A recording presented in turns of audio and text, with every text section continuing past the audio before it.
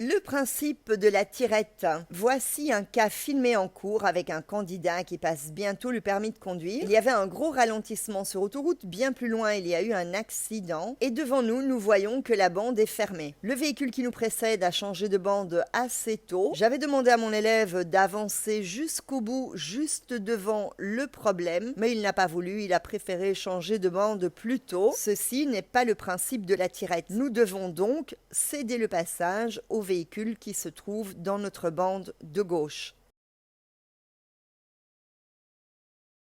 Et de ce fait, le véhicule qui nous suivait est lui-même allé jusqu'au bout du problème. Il est allé se placer devant l'obstacle. Il a donc gagné quelques places. Bien entendu, ça ne vient pas à un véhicule ou deux. Le problème n'est pas d'être absolument devant. Le problème est la règle de priorité. Si vous n'allez pas jusqu'au bout, vous devez céder le passage au véhicule qui se trouve dans l'autre bande ou l'autre file. Alors que si vous allez jusqu'au bout, vous avez priorité par rapport au véhicule qui est dans l'autre bande ou dans l'autre file. Il y a eu 2 rétrécissements sur cette même chaussée. À ce moment-ci, j'ai insisté pour qu'il aille plus loin. Lorsque nous sommes devant le problème, nous avons priorité sur le véhicule blanc qui est à côté de nous, là à notre gauche, étant donné que l'autre véhicule blanc a déjà cédé le passage au véhicule noir. Tour à tour, chacun prend une place.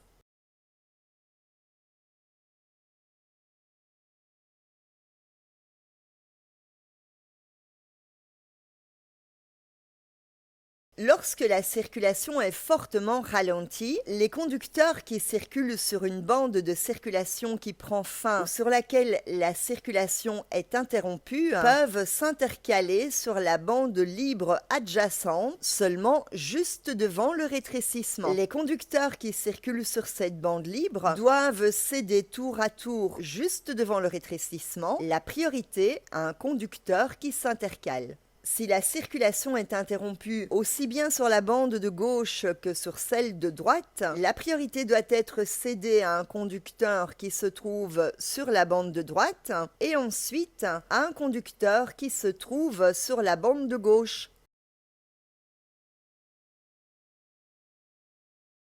Changer de bande de circulation ou de file en application du principe de la tirette n'est pas considéré comme manœuvre. Le principe de la tirette ne se fait que lorsque la circulation est fortement ralentie. Dans ce cas-ci, nous ne parlons pas de tirette. La circulation est trop fluide. À nous de nous intercaler dans le trafic.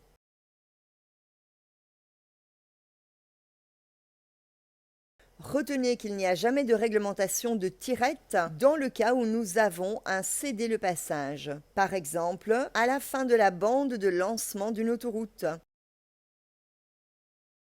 Même si l'autoroute est embouteillée et roule au pas, la tirette n'est pas d'application étant donné que nous avons le céder le passage. Nous parlons ici de la hiérarchie. Nous respectons les règles de code qui sont annulées par les signaux relatifs à la priorité, qui eux-mêmes sont annulés par les signaux lumineux lorsqu'ils fonctionnent, qui eux-mêmes sont annulés par les injonctions de l'agent. Je vous remets le lien de la vidéo concernant la hiérarchie dans le détail.